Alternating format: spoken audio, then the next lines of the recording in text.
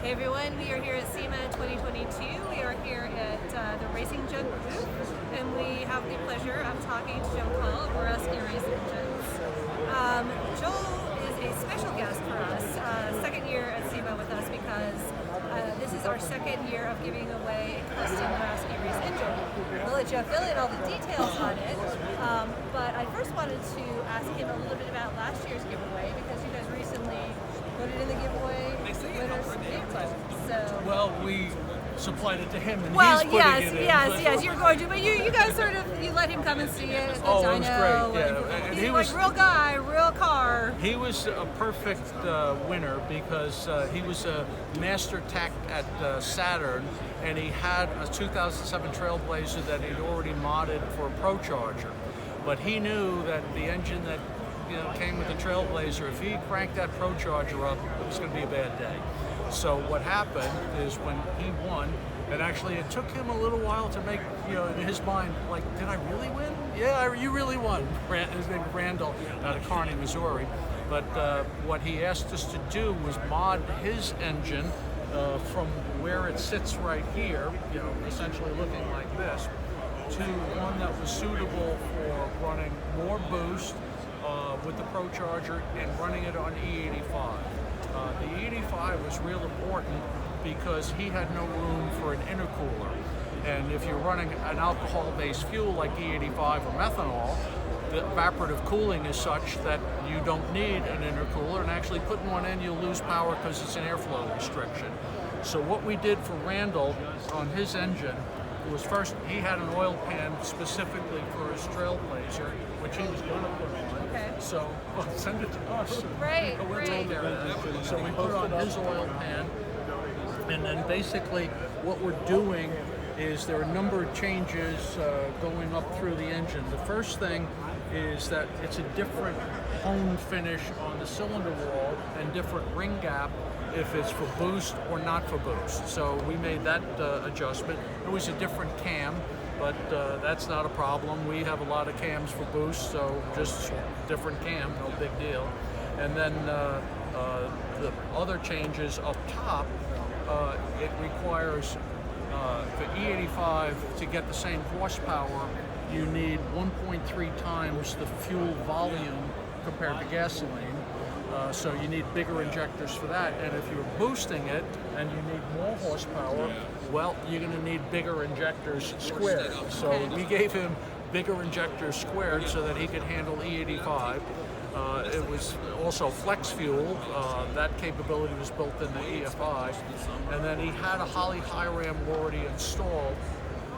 So what he went with in order that his serpentine system would work was the fast high-rise version of this LSXR. It was the LSXHR version, which is about the same dimensions as the Holley high ram. So anyway, he's putting that in his truck now, and we're really anxious to see how it goes. But it'd probably be good to just back up a little bit and talk about the engine itself. Yes, exactly. So the engine that we're giving away, you were giving away this year, is very similar to last year. Are there any differences? Do you want to kind of walk us through what somebody's going to get? Well, let me just walk you through the basic engine, which before mods. Yes. So basically we start with an iron GM 6-liter block. We cut it on our CNC for stroke clearance so that we can put a 4-inch stroke crank in it. And then, of course, it gets all the treatment, the CNC treatment, which allows us to get the kind of power we get out of an engine that other people like GM need a supercharger to do. But the crankshaft is a very important part of it, and we use 8 counterweight crankshafts on our builds. And most people, and I ask a lot of people, have you ever even seen an 8 counterweight crankshaft? The answer is no.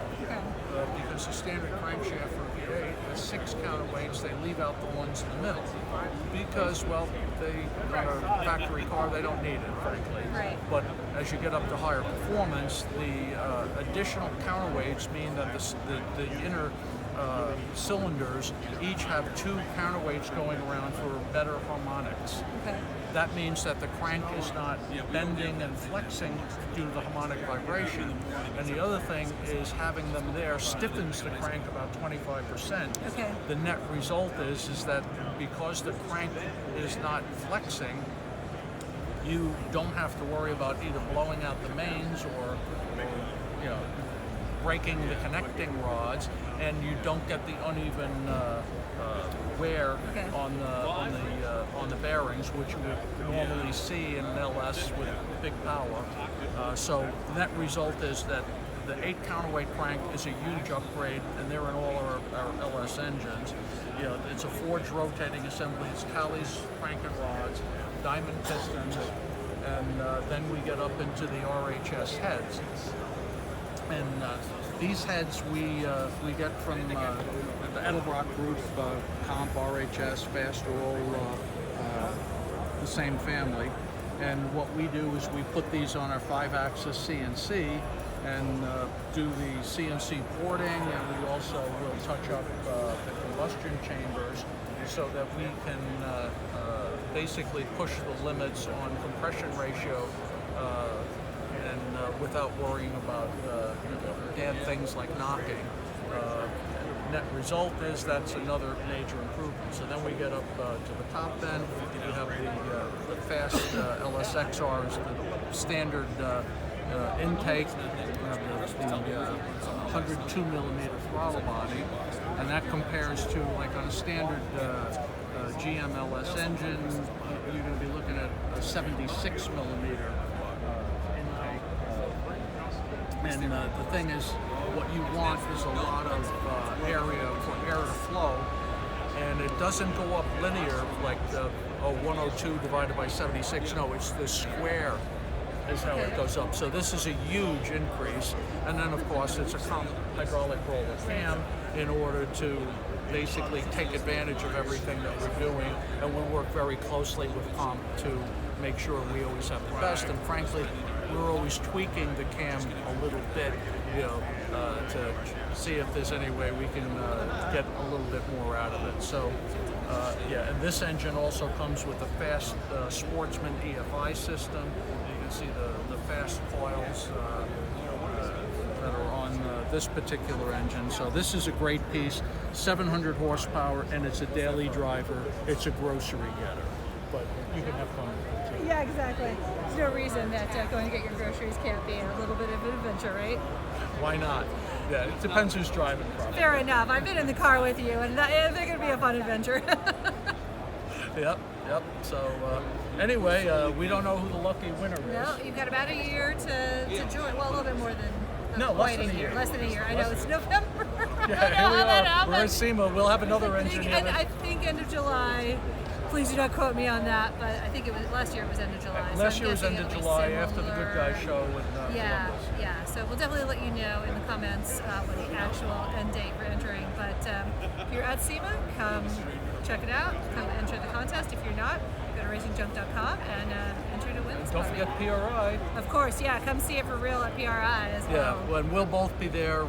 RacingJunk will have this same engine on their booth at PRI, and we're going to have some interesting things for you race car guys on our booth. So yeah, definitely come see us. We'll both have separate booths at that PRI show coming up in December, Indy Convention Center. See you there.